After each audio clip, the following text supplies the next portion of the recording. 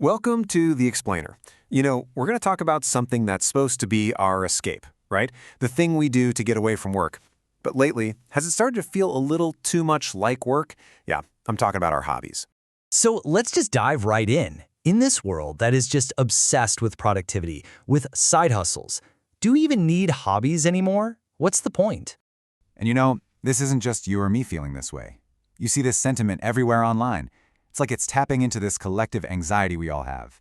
That in our constant rush to be productive, we're maybe forgetting how to do things just for the fun of it, just for the pure joy.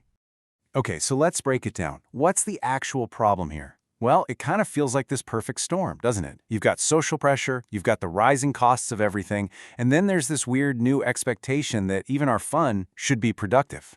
You can actually boil these pressures down to three big ideas. First up, there's what some people call grindification. That's the constant urge to turn something you love into a side hustle. Then there's hobby inflation, and this one's pretty straightforward. The gear, the materials, the access, it's all just getting more and more expensive. And finally, maximalism. This is that feeling that if you're not going to go all in and try to be the absolute best, then why even bother? And let's be real. We've all been on both sides of this I ratio, right? You're passionately explaining your newfound love for, making sourdough. And you can physically see the other person's eyes just glaze over.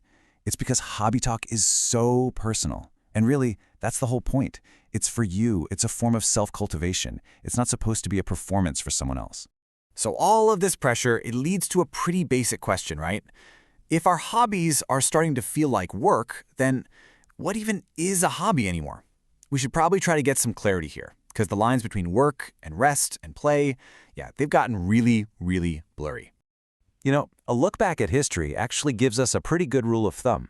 Think about it. Back in the 19th century, making candles wasn't some cute, relaxing weekend activity. Nope. It was absolutely essential for survival. And that's the key distinction right there. If you have to do it, it's work. A hobby, on the other hand, is born from choice, not necessity. And this really shows us that not all leisure is the same thing. A hobby is an active thing, like photography or crochet. But just watching a baseball game, that's more of a passive pastime. And then you have passion, that intense enthusiasm for, say, cooking these elaborate meals. And if you're traveling all the time, well, that's more of a lifestyle. These little distinctions actually matter because they help us get clear on what we're really trying to do with our free time. Okay, but here's where things get really interesting and kind of paradoxical. The very act of getting good at something you love, that can be the exact thing that threatens to turn it right back into a job. Just look at the story of balsa wood. Back in the 50s, it was just this cheap material for model airplane kits, a classic hobby. But then, industry found other uses for it. First in high-end boats and surfboards, and then, get this, in giant wind turbine blades. All of a sudden, huge economic demand turned this simple hobby material into a super valuable commodity. And those old model kits, they basically became luxury items. And you see a pattern emerge here. The minute factories started making candles that were cheap and easy to buy for everyone, making them by hand stopped being a chore. It became a choice. It became an artisanal craft. It became fun. But then the paradox kicks in. Because as soon as that handmade, artisanal thing becomes valuable, as soon as people really want it, all that pressure to produce and sell and professionalize, it comes roaring right back.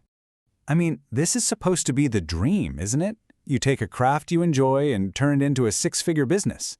But somewhere in that transition, that clear line between leisure and labor, it just completely disappears. The hobby is now officially a job. So, how do we get out of this loop? How do we escape the cycle of grindification? Well, the answer might actually be in a pretty radical idea. Just embracing the joy of, not being very good at something, of being an amateur. And I think this really gets to the heart of it. Maybe the real goal of a hobby isn't to become a professional. Maybe the goal is to actively protect it from ever becoming professional, to keep it as this sacred private space just for dreaming, instead of turning that dream into your day job. Which brings us to what might be the most powerful idea in all of this. We need to reclaim our right to do things that are, for lack of a better word, useless. Things that have no point, no product, and no audience. We need to just play. Think about this exercise from a drawing workshop. The instructions are really simple. Draw a chair. Okay. Draw a self-portrait from memory. Then, sketch an outline of your head and fill it with whatever you're thinking about. But then comes the last step, and it's the most important one. Do not show anyone your drawings. Yeah, the instructor never even looked at the drawings. There was no grade, there was no critique, there wasn't even a goal of improving. So you have to ask, what was the point of it all? The point was the permission. That's it. Just the simple, profound idea that you are allowed to spend an hour just drawing. You can do something purely for the sake of doing it. The process itself was the product. And that is the fundamental difference, isn't it? It's the difference between turning chess into this competitive identity, where you have to become a chess kid, and just remembering that chess is something you can do, a game you're allowed to play, just for fun.